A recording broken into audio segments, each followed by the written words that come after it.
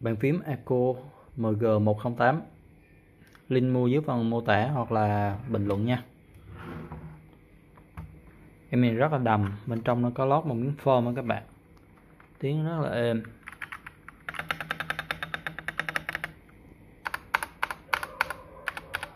Tiếng nó rất là đầm nha.